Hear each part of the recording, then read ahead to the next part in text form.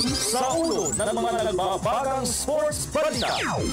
National Coach Tab Baldwin oobligahin ng 17-man Gilas Pilipinas training pool na dumalo sa once-a-week practice session. Defending champion at league leader San Miguel Beermen walang balak na magpakakampante sa mga susunod na asignatura sa season opening PBA Philippine Cup. Former WBO Super Flyweight Champion Marvin Sonsona inilaglag na sa stable ni international boxing promoter Sammy Jello Ani. National weightlifter Hidilyn Diaz target ang ikatlong sunod na appearance sa Summer Olympics. Indiana Pacers rookie center Miles Turner masa-sideline ng hanggang 6 na linggo. Northern Irishman Green McDowell kampiyon sa OHL Golf Classic. At hometown favorite Andy Murray wagi kontra 7 seed David Ferrer sa group stage ng season-ending ATP World Tour Finals sa London, England.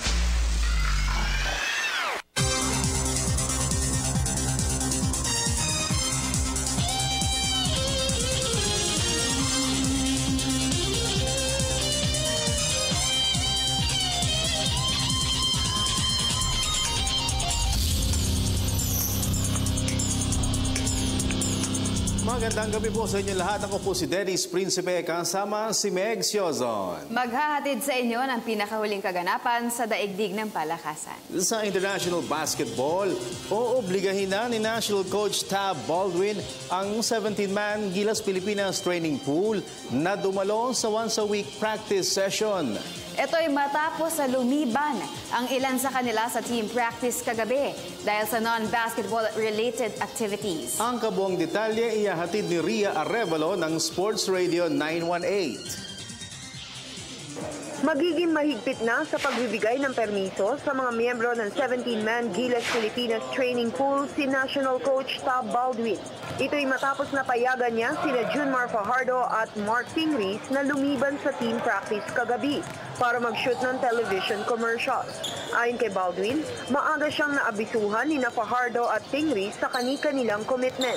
Pero simula sa darating na Lunes, ay hindi na niya papayagan ng mga players na magsagawa ng anumang aktibidades maliban sa practice session. But I made it very clear that Monday nights are they're out of bounds for any other activities other than this from now on. But certainly, in most of our practices, you'll probably see some of the guys over here in street clothes because of the PBA schedule. And we knew that was going to be the case.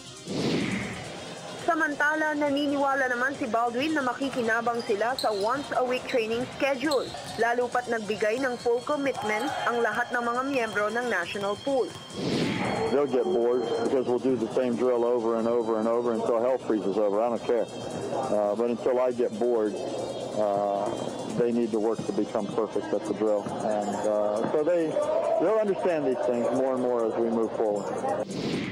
Ang Gilas Pilipinas ay naghahanda para sa pagsuong sa hamon ng FIBA Wildcard Tournament sa Hulyo ng susunod na taon, kung saan target nila ang makapagsalba ng pwesto sa Rio Summer Games. Para sa PTV Sports, Ria Arevalo, Sports Radio 918. Sa PBA, walang balak na mag-relax sa kanilang mga susunod na asignatura sa season opening All-Filipino Conference ang defending champion San Miguel Beermen. Ito'y kahit pa nasa ibabaw sila ng standings sa kanilang record na 4 victories against 1 defeat. May report si Haji Caaminyo. Hanggat maaari gusto pa ring magsalansan ng panalo ng defending champion San Miguel Beermen sa season opening PBA Philippine Cup. Ito'y matapos na okupahin nila ang solo leadership sa standings sa bisa ng kanilang record na 4 wins against 1 loss. Ayon kay head coach Leo Austria, wala silang balak na magpakakampante sa mga susunod na laban, lalo pat isang talo lamang ay maaaring sumadsad sila sa standings. Well, I'm happy to see our team on top of the standing, but there's nothing special but naman dahil we're still in the middle of the elimination and we're so close to each other. Dahil alam mo naman, kumpul-kumpul yan, 3-1, 3-1, 4-1 na kayo sa kami, and then after a game, so magtatay na yan, after isang loss, babagsak ka na, ganyan. But what is important is we have to maintain that lead, and then every game is very important para sa amin. Samantala, naniniwala naman si Austria na natuto na ang kanyang mga players dahil mas ganado na umano silang maglaro ngayon. Siguro yung mga players ko, talagang they really want to win. And because of our experience last season, I think susustain nila yung kanilang gustong gawin sa loob na they know how to win. Ang susunod na asignatura ng San Miguel Beer ay Barako Bull Energy sa linggo. Para sa PTV Sports, Haji Caaminio, Telebisyon ng Bayan. Umaasa naman ang Rain or Shine Elasto Painters na makakabalik agad sila sa winning form sa elimination phase ng PBA Philippine Cup. Ito'y matapos ay yumukod sila sa Global Port Batang Pier noong nakaraang Biyernes. Nagbabalik si Haji Caaminio. Handang kalimutan ng Rain or Shine Elasto Painters ang dinanas na unang kabiguan sa kamay ng Global Port Batang Pier sa All-Filipino Conference noong nakaraang Biyernes. Sa panayam ng PTV Sports, umaasa si swingman Gabe Norwood na makakabalik agad sila sa winning form, katapat ang Blackwater Elite sa Sabado. We're doing well. We slipped up a little bit last week. Global Port came out and played great. Stanley, Terrence, Keith Jensen came out and played well. Just exposed some things that we need to work on. So we're taking this time to work on it and get ready for Blackwater on Saturday. That's our goal. That's the goal that we set before the season to try to get to 9 wins in the eliminations and have one of the top 2 spots. So we're still on pace to do that, and I think we can. Gayunpaman, wala pa ring balak ang Rain or Shine na maliitin ang Blackwater kahit pa nasa bandang ilalim ng standings ang Leo Isaac mentored team. Definitely get out to a good start. They're playing with confidence right now, but we have to come out to a good start and really just defend. I think that's one thing that we slipped up on against Global. Got a little comfortable and then defend to our capabilities. So we need to come out and do that. Sa ngayon ay nasa share of 2nd to 5th places sa standings. Ang Rain or Shine kasama ang Global Port Batang Pier, Alaska Aces at Token Tex Tropang Texters sa kanilang identical records na 3 victories against 1 defeat. Para sa PTV Sports, Haji Caaminio, Telebisyon ng Bayan. Sa women's basketball, naghihintay na lamang na makakaharap sa finals ng UAAP Women's Basketball Competitions ang defending champion National University Lady Bulldogs. Ito'y matapos na kumumpleto sila ng 14-game sweep sa double round robin eliminations. Narito ang report ni Arian Malyare. Napalapit ng isang hakbang patungo sa kanilang asam na back-to-back championship sa UAAP Women's Basketball Tournament, ang National University Lady Bulldogs. Ito'y matapos sa mapa sa kamay nila ang outright finals berth sa liga, sa bisa ng kanilang naitalang 14-game sweep sa elimination round. Ayon kay head coach Patrick Aquino, mababaliwala ang lahat ng kanilang pinaghirapan sa preliminaries kung hindi nila mapapanatili ang UAAP crown. Siyempre, mas maganda naman yung championship kaysa yung 14-0. Ano ba naman yung wala championship, diba? Sabi nila, Coach, bakit isang araw lang tayo break? Sabi ko, di pa tayo tapos eh. We just, just finished the elimination. And nakikita natin, all the teams now are really on their feet and really working hard to beat us. So, we have to beat, not only beat them, but beat ourselves, not being complacent and everything. So, talagang pinupush ko sila today. Until siguro gawing championship na. Naniniwala rin si Aquino na team effort ang pangunahing dahilan kung bakit napanatili nila ang malinis sa kartada sa 8-team tournament. The girls really have to be appreciated in what they do for the past 2 years already. Or for the past 30 games na wala kaming talo sa UAAP. It's the girls that really work hard. I'm just pushing them to be their best every time. So... And I just told them that you never just, you try to be humble in everything that you do, but you have to do your best every time. Sa ngayon ay hinihintay na lamang ng Lady Bulldogs kung anong koponan ang makakatapat nila sa isang Best of 5 Championship Series. Para sa PTV Sports, Arjen Malyare, Telebisyon ng Bayan. Lipat tayo sa boxing. Tiwala si Pinoy challenger Drian Francisco na maaagaw niya ang WBA Super Bantamweight crown mula kay Cuban champion Guillermo Rigondeaux sa darating na linggo. Ito'y dahil na rin sa kanyang magandang fighting form kung saan nag-pull out siya sa scheduled 10-round bout kontra Danilo Peña noong Sabado para tanggapin ang offer na title challenge kontra Rigondeaux. Wala ring nakikitang problema sa timbang si Francisco at tapang ng puso di umano ang gagamitin niyang armas para ma-upset ang undefeated Cuban opponent. Sasagupain ni Francisco si Rigondeaux sa undercard ng World Middleweight Championship ni Miguel Cotto ng Puerto Rico at Saul Canelo Alvarez ng Mexico sa Mandalay Bay Event Center sa Las Vegas, Nevada sa linggo. Good luck sa iyo, Jong! Sa boxing pa rin, inilaglag na sa stable ni international boxing promoter Sammy Heloani si one-time world champion Marvin Sonsona. May report si Judith Caringal ng Sports Radio 918. Tila sumuko na si international boxing promoter Sammy Heloani sa katigasan ng ulo ni former WBO super flyweight champion Marvin Sonsona. Ayon kay Heloani, nagdesisyon siya na wag nang hanapan pa ng laban si Sonsona matapos na muling talikuran ng 25-year-old Jensen fighter ang dalawang title bouts na ikinasa para sa kanya. But we decided to give you a non-title fight. We'll give you $50,000 US. October 17, we got a ticket for him. Casemiro, John Agravio, at saka si Jonel Dapidran, yung bagong recruit. So, kasama doon. Eh, walang Sonsona na dumating sa airport. Ay, nako. Planchado na sana ang title challenge ni Sonsona laban kina World Featherweight Champions Johnny Gonzalez ng Mexico at Gary Russell Jr. ng Estados Unidos. Pero parehong hindi niya sinipot ang training camps para sa laban ng walang matibay na dahilan. Sobra na siguro. I think behind that, he will realize that, what we are doing is for his future. Hindi na sa pwede hindi ito para sa amin, para sa kanya. But he is wasting. And he is wasting our time, Dennis, instead of ito.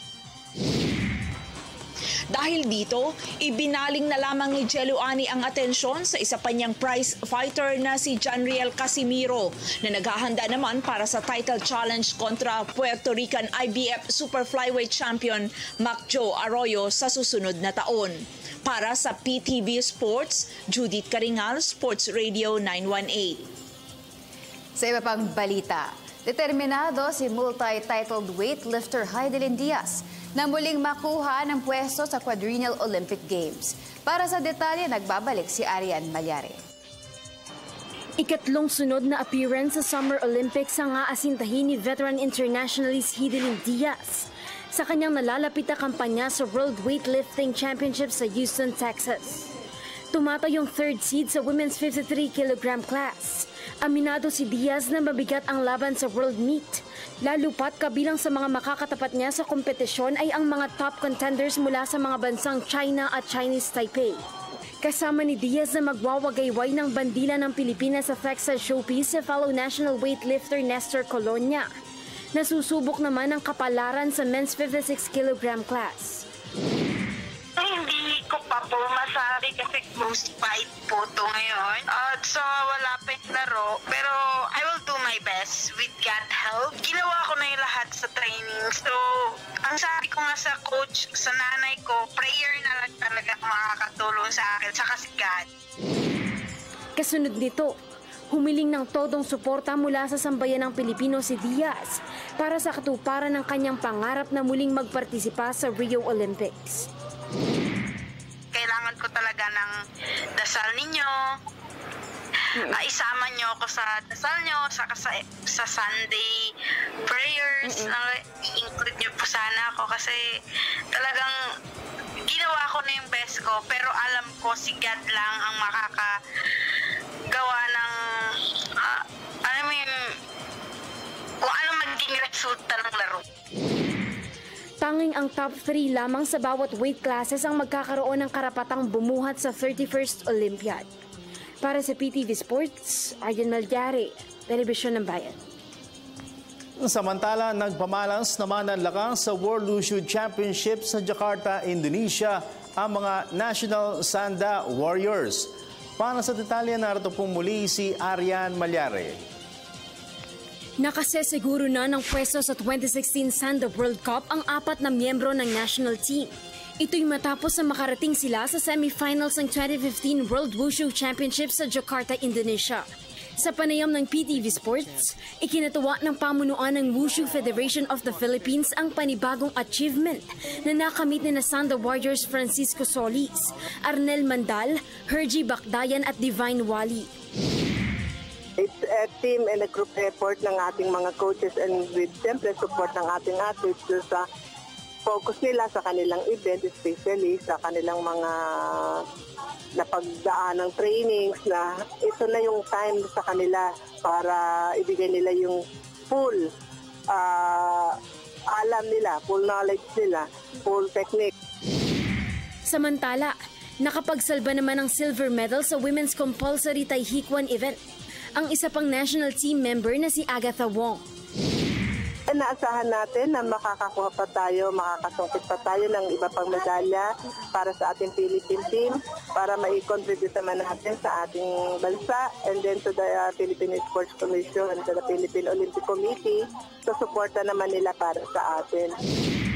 Ang World Wushu Championships ay nagsimula noong nakaraang Sabado at magwawakas bukas.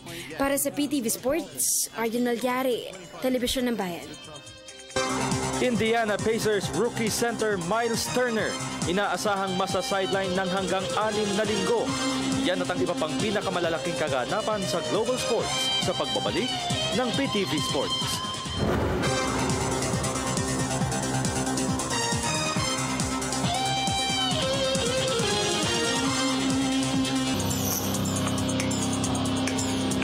At nagbabalik ang PTV Sports sa NBA. Muling pinansaya ng Chicago Bulls ang home fans sa United Center sa Chicago, Illinois. Ito'y matapos na maungusan nila ang visiting team na Indiana Pacers 96-95 kanina upang palawigin sa 3 matches ang kanilang unbeaten run. Si former league MVP Derrick Rose ang top performer para sa Bulls sa kanyang total output ng 23 points at 6 assists. Pero ang mahigpit na depensa naman ng shooting guard Jimmy Butler ang nagbigay ng panalo para sa team. Hawak ni Pacers star forward Paul George ang bola habang nag-aabon sila ng 1 point sa closing seconds. Hindi siya iniwalayan ni Butler hanggang sa mapuwersa siya ng pumukol ng buzzer-beating fadeaway jumper na hindi man lamang tumama sa ring. Dahil sa panalo, nag-improve ang record ng Chicago Bulls sa 7 wins against 3 losses at ang susunod na makakatapat nila ay ang Phoenix Suns sa Huwebes. Tunghayan naman natin ang iba pang mga tampok na balitang sports sa labas ng bansa. Sa report ni Cecil Kimlat ng Sports Radio 918. Inaasahang masa-sideline ng hanggang 6 na linggo si Indiana Pacers rookie center Miles Turner.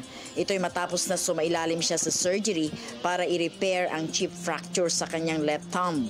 Natamo ng 6'11" slot man ang injury sa road game kontra Boston Celtics noong 1 linggo. Hinugot ng Pacers bilang 11th overall pick sa nakalipas na NBA rookie draft.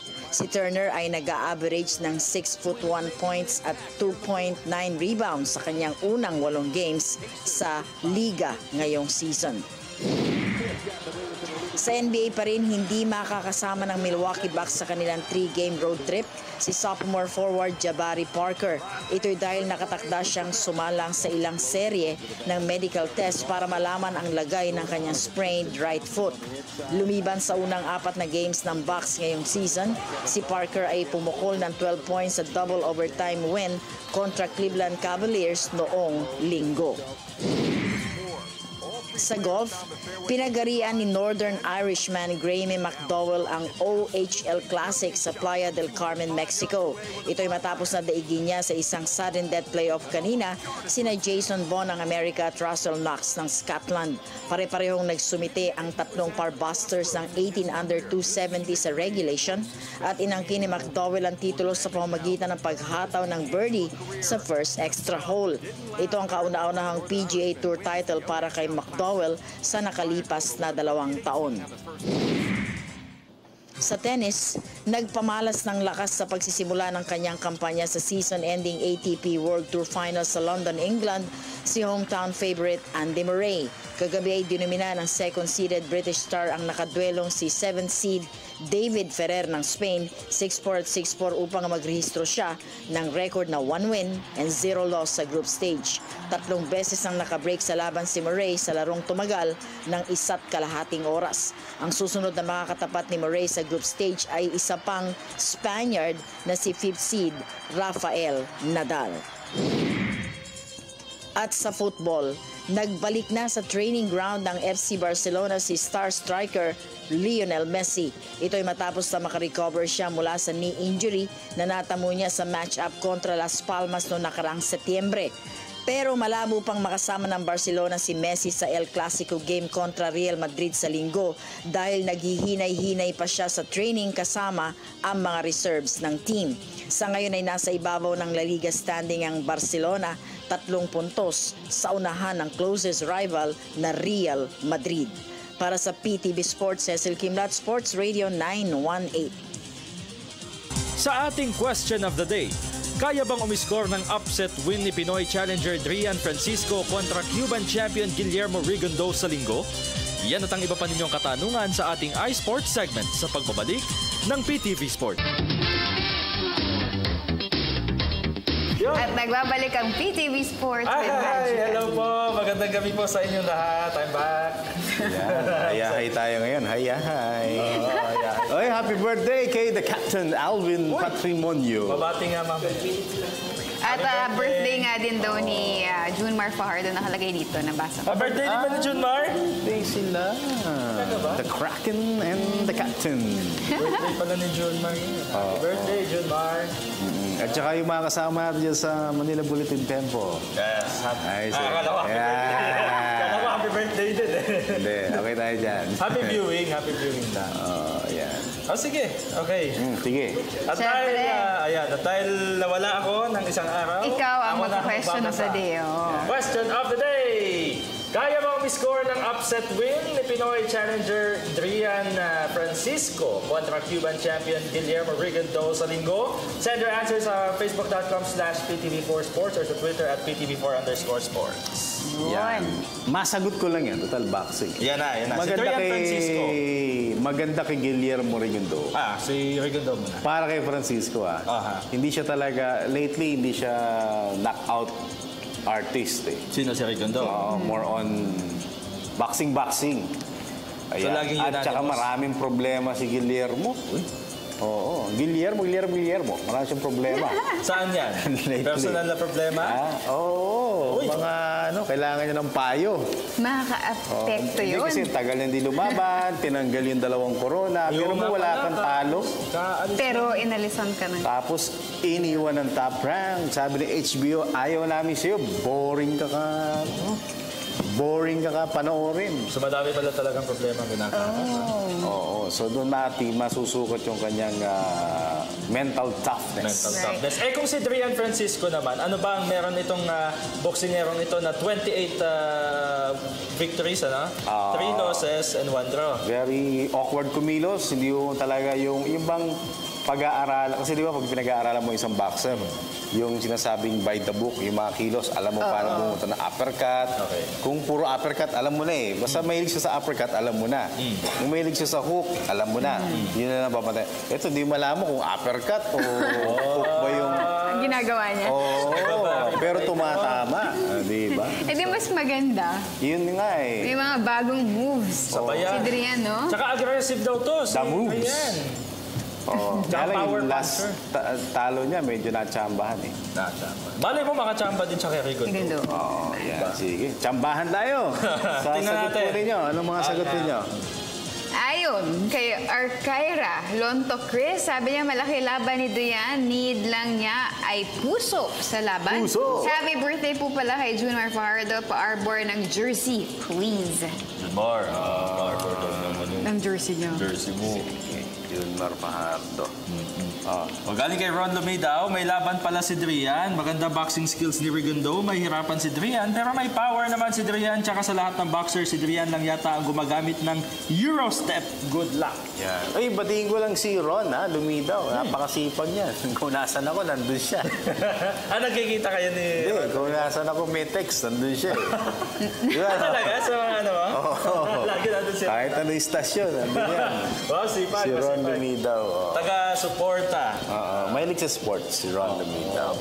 Salamat, Ron, Michael Diaz Orlain.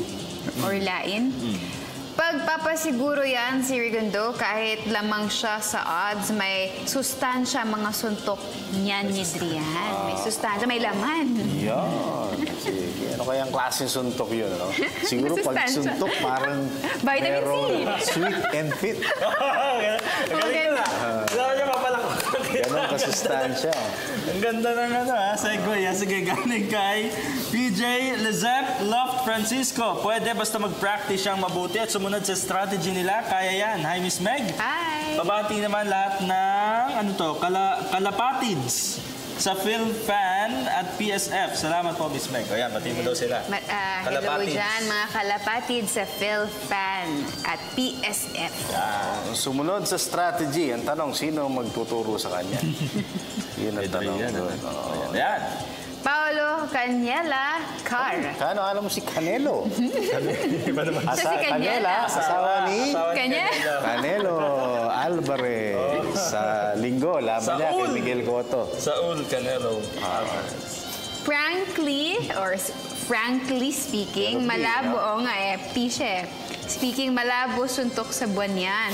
Unang-una, uhaw magpa-impress si Rigondo dahil sa pagbagsak ng PPV niya. Biglaan ang match-up, then may stamina at toughness issue si Drian. Di rin yung level na tulad ni Rigondo. Tiyak obvious naman na in all statistics, skills, tsaka speed, power, alright? Ring IQ, talagang walang pag-asa manalo si Drian kay Rigo.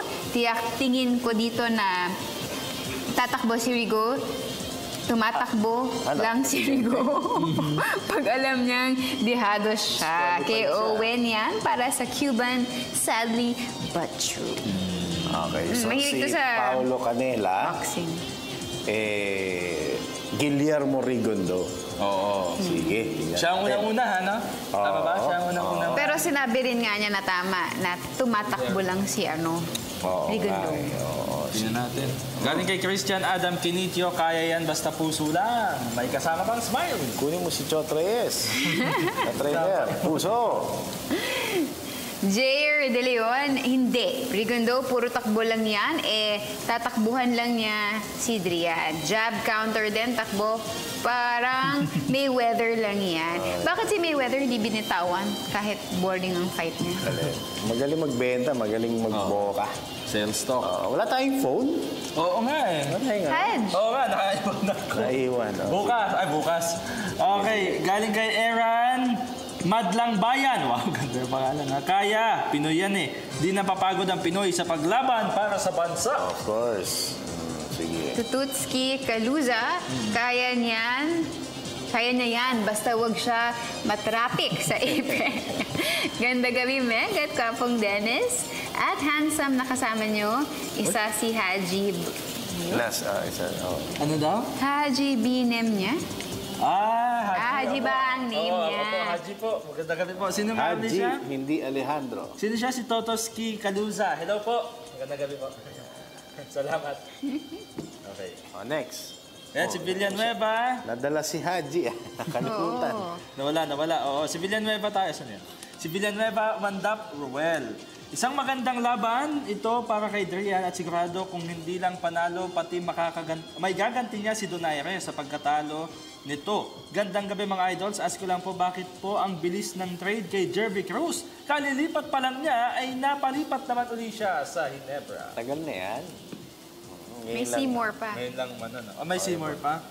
Asan ang hustisya? Pabati naman po sa nanay at tatay ko, mga kapatid, mga kaibigan. Happy birthday po kay the Captain Alvin Patrimonio. Birthday din niya. From Rain or Shine, nilipat sa Global. Oo. Tapos from Global Port, lipat naman sa Barako Bull.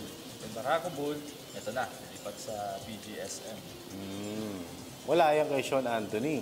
Ano si Sean? Diba kay Sean Anthony sa drafting. Drafting, trinade ng Barako sa BMEG. Di pa siya ng table ng BMEG. Pag upo niya, trade agad. Minsan kasi, hindi ka pa wala nang nakakasalang. bibilis doon. Minsan hindi ka pa nakakasalang sa practice session na inilipat ka Na-trade sa Air 20. Diba? Sige, basa pa. Kim Ramos, kaya yan. Walang pressure sa kanya. Hello po, Josang. Miss Meg, pakis naman dyan. Hi, gwapong Sir Haji na lamang sa akin ng isang paligo. Lamang ng isang paligo. Hello, Sir Dennis. Ganda po ng voice nyo. Pang radyo talaga. Pabati naman po kami dito sa Zambales. More power, Philippines. Hindi naman siguro. Talagang pa. Talagang parang radyo lang ako. Sige. Maganda daw yung voice. Ay, talaga. Hindi, ano yan eh, package. Kim Ramos. Package deal. Package deal kasi. Ayan. Sige, Kimper, kita tayo. Kimper Ramos. Yan. Galing kay Magnus Magnanimous. Kaya yan, basta focus lang. Ayan. Focus lang. Tira mo si Boss Joey. Ako nga magbabasa. Isa lang ako. Sige. Yan, si Leonard Nasurada. Pabati po, Idol Meg. Hi, Leonard. Yung fan sign na request, Idol, post mo na lang dito. Download ko po. More power, si Leonard. Si Leonard pa yung bumabanot lagi. Hindi. Ano ba hinihingi sa'yo? Ba't na-download? Fan sign. Kala ko ano yun, download mo pa eh. Ikaw yung may scandal. Oo, na-iskandalo nga ako. Hindi. Maybe, joke lang ha. Isa pa. Ay, asan na yun? Umakyat. Umakyat. Baba. Nakita ko yun eh. Masa na ba? Hindi pa to, no? Hindi pa. Taas pa ng konti. Ito si Eric. Eric Ochoa. Basta parehong may gloves at 2 kamay. May tsansa. O nga naman, pag 3, mahirap. Sa skill set lang naman, magkakatalo. Eric Ochos. Okay. Ochos. Ay, Ochos. Mahaba yung Ace. Sa'yo yan. No. 5 no yan. Donaire is an plus A class of fighter, but he didn't win against Rigo. Don't get me wrong here. Francisco is plus C fighter. No way Rigo would fight just to lose. Right? Pero ika nga sa boxing, you can never tell. No, it's not right. Because Rigondo is slept. Rigo will win via TKO. Southpaw is Rigondo. Round number 7.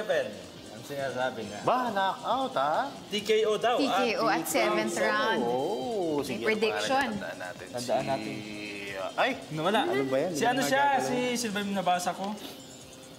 Di ba si Ace? Si Ace Billones ba yun? Tama ba? Ace Billones. Yun, Ace Billones. Yan. Ayan.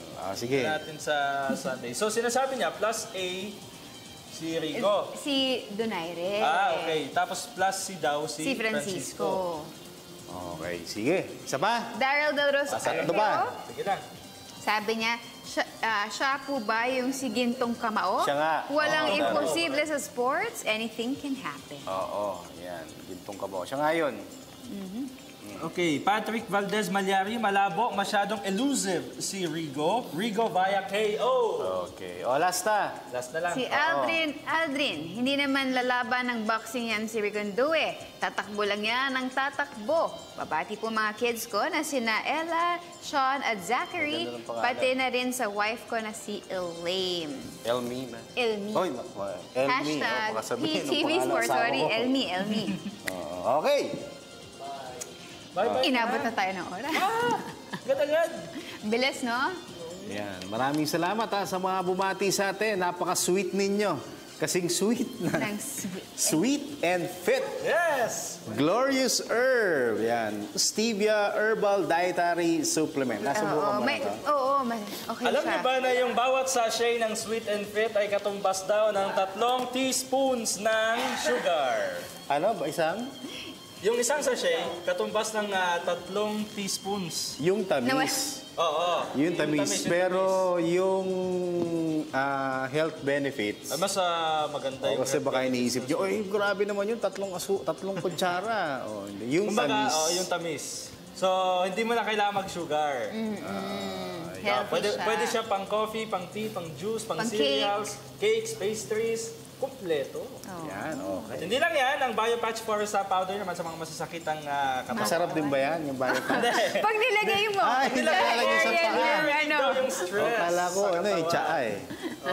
Patry mo kasi sa akin, Ruben Castillo. Si Ruben Castillo. Wala pa ako nasusubukan eh. Si Ruben Castillo laging sumusubok. Hanggang ngayon, mas kubado pa yung describe ginagamit na lang daw niya. Ay, mamaya daw. Sa mga kaibigan natin sa Glorious. Tama ba? Glorious Herb. Ba yun?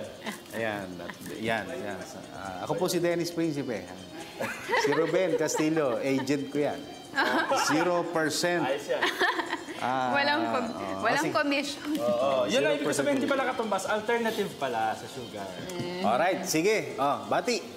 Siyempre, maraming salamat sa View Blends, House of Silhouettes, Mr. Amiso ng Amazing Playground, Mr. Defend of California Bo, St. Luke's Medical Center, Miss Babes of Thermostatics, Frank and Marshall Graphics, my jewelry box and Pinkatur. Sir Mon Nunez ng News Division, nanonood sa atin ngayon. Thank you, sir. Mabuhay ka. At salamat din po sa De Los Santos family, dyan po sa Nangkasa, Marikina City. To my mama na nasa Italy, I love you, Papa. I love you, Ginger, Ate Rosan, and to Miss Ice, I love you. Yan, Mr. Amis Tubang ng Amazing Playground. Long time no see.